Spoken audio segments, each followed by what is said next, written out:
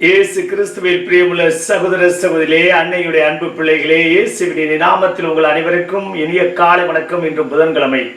இன்றைய நாள் இனிய நாளாக ஆஸ்வதிக்கப்பட்ட நாளாக அமையட்டும். நீங்க எல்லாரும் நல்லா இருக்கணும், ஆசீர்வாதமாக இருக்க, புத்துணர்ச்சியோடு புதிய ஆற்றலோடு வல்லமையோடு இந்த புதிய நாளை நாம் தொடங்குவோம். பிரியமான சகோதர சகோதரிகளே, திருச்சபையோடு இணைந்து நாமும் இன்று நம் ஆண்டவர் இயேசு கிறிஸ்துவின் ஒரு மாற்ற பெருவிழாவை கொண்டாடுகின்றோம், சிறப்பிக்கின்றோம். இந்த ஒரு மாற்ற பெருவிழா நமக்கு என்ன கூறுகின்றது, இதன் வழியாக நாம் கற்றுக்கொண்டது என்ன என்பதை தெளிவுபடுத்துகின்றது. பிரியமான சகோதர சகோதரிகளே, நம் ஆண்டவர் இயேசு கிறிஸ்து தந்தையாம் கடவுளோடு தொடர்பில் இருந்தாலும் தந்தையுடைய அனுபவத்தை இரண்டு விதமாக பிரிக்கின்றார்கள். ஒன்று தாபோர் மலையில் ஏற்பட்ட அனுபவம், இரண்டாவது கல்வாரி மலையில் ஏற்பட்ட அனுபவம். பிரியமான சகோதர சகோதரிகளே, தாபோர் மலையில் ஏற்பட்ட அனுபவம் ஒரு அற்புதமான அனுபவம், நிறைவான மகிழ்ச்சியான அனுபவம். நம் வாழ்க்கை எப்போதுமே நிறைவிலையும் அந்த நிறைவு இருந்தால் கண்டிப்பாக மகிழ்ச்சியோடுதான் அந்த மகிழ்ச்சியை தேடி வரும் அல்லது மகிழ்ச்சியை தரும் என்றால் அது மிகையாகாது. இரண்டாவது பகுதியில நாம் பார்க்கின்றோம், இன்றைய தாபோர் மலையினுடைய நடக்கக்கூடிய நிகழ்வு 3 சீடர்களை மட்டும் ஆண்டவர் அழைத்து செல்கிறார். பேதுரு, யோவான், யாக்கோப்பு. இந்த 3 சீடர்களுக்கு முன்பாக ஆண்டவர் ஜெபத்தில் இருக்கின்ற போது உருமாறுகிறார். அந்த உருமாற்றத்தில், அந்த ஒரு சந்தோஷத்தில் அவர் மோயிசனையும் எலியாவையும் சந்திக்கின்றார், உரையாடுகிறார்கள். பிரியமான சகோதர சகோதரிகளே, இந்த அற்புதமான நிகழ்வு தாபோர் மலையில் ஏற்பட்டது. இந்த சந்திப்பிற்கு பிறகு ராயப்பர் என்ன சொல்கிறார்? ஆண்டவரே, நாம் இங்கே தங்கிவிடலாம், உமக்கொன்றும் மோசேக்கொன்றும் எலியாவுக்கு ஒன்றும் என்ற 3 கூடாரங்களை கட்டி இங்கே நாம் மகிழ்ச்சியோடு நிறைவோடு வாழ்ந்து விடலாம் என்று கூறுகிறார். பிரியமான சகோதர சகோதரிகளே, அப்போதுதான் ஒரு அருமையான குரல் வருகிறது. இவரே என் மைந்தான், தேர்ந்து கொண்டவர் இவரே, இவருக்கு செவி சாய்ங்கள். இன்றைய 2வது வாசகத்துல பேதுரு அருமையாக சொல்கிறார்.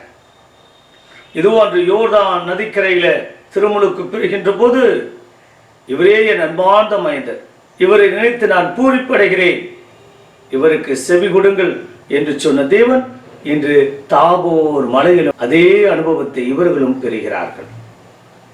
2வது கல்வாரி மலை அனுபவம்.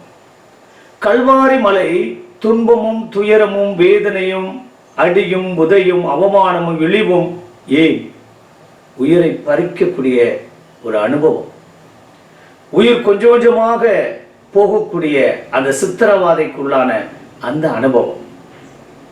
பிரியமான சகோதர சகோதரிகளே, அதனால் தான் ஆண்டவர் என்ன கூறுகிறார்? ராயப்பரை கடிந்து கொள்கிறார். இல்லை, நாம் நிறைவோடும் மகிழ்ச்சியோடு வாழ்வது மட்டும் வாழ்க்கை அல்ல. துன்பமும் துயரமும் வேதனையும் இழிவும் இன்னலும் இடர்பாடும் அவமானமும் ஏற்படலாம். உண்மை உள்ளவர்களுக்கு மட்டும் இப்படி ஏற்படலாம். ஆனால் அதையும் தாங்கிக் கொண்டு, அதையும் பொறுத்து கொண்டு, அதிலேயும் நாம் வெற்றி கொள்ள வேண்டும்.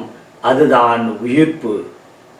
மரணத்துக்கு பின் ஆண்டவர் இறப்பை வெற்றி கொண்டார் என்றால் அது மிகையாகாது. பிரியமான சகோதர சகோதரிகளே, இந்த அருமையான இனிமையான நாளில் இந்த தாபோர் மலை அனுபவம் நாம் ஒவ்வொருவருக்கும் கிடைக்க வேண்டும். நம்முடைய கிறிஸ்தவ வாழ்வு என்பது ஒரே நிலையான வாழ்வு அல்ல. முற்களும் பூக்களும் பள்ளமும் மேடும் உயரமும் தாழ்வும் உள்ள வாழ்க்கைதான் கிறிஸ்தவ வாழ்க்கை. இதிலிருந்து நாம் வெற்றி பெற்றவர்களாக அன்று தாபோர் மலையில் அந்த சீடர்கள் பெற்ற அனுபவத்தை நாமும் ஒவ்வொரு திருப்பலிலும் நாம் பெற்றுக்கொண்டுதான் இருக்கின்றோம். அன்று 3 சீடர்கள் மட்டும் பெற்றார்கள். ஆனால் இன்று திருப்பலியில பங்கேற்கின்ற போது குடும்பமே அந்த ஆசீர்வாதத்தை பெறுகின்றது. அது தாபோர் மலை அனுபவமாக இருக்கலாம், கல்வாரி மலையினுடைய அனுபவமாக இருக்கலாம். ஆனால் அத்தனையும் நம்மை இன்னும் திடப்படுத்துவதற்காக, விசுவாசத்தோடு நம்பிக்கையோடு உறுதியோடு நிற்கக்கூடிய வல்லமையை இந்த உருமாற்ற பெருவிழா நமக்கு கூறுகின்றது. வெறும் உருமாறினார் என்பது அல்ல, நாமும் இறைவனோடு ஐக்கியமாக இருக்கின்ற போது நமக்குள்ள பலதரப்பட்ட மாற்றங்கள் தானாக கிடைக்கும். அது எந்த விதத்திலேயாவது, எல்லா விதமான சூழ்நிலைகளிலிருந்தும் ஆண்டவர் நமக்கு அப்படிப்பட்ட விடுதலை கொடுப்பார். கண்டிப்பாக ஒரு மாற்றத்தை பார்ப்போம். நாம் தொடர்ந்து ஜெபிக்கின்ற போது இதோ உருமாறிய தேவன் நம்முடைய வாழ்க்கையை மாற்றுவார். நம்முடைய வேண்டுதல் விண்ணப்பங்களுக்கும் கண்டிப்பாக செவி கொடுப்பார் என்ற நம்பிக்கையோடு இணைந்து ஜெபிப்போமா?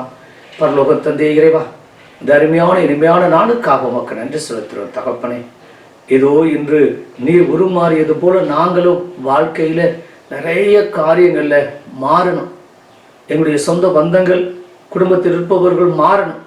நிறையதை நாங்கள் விட்டு கொடுக்கணும் அப்பா.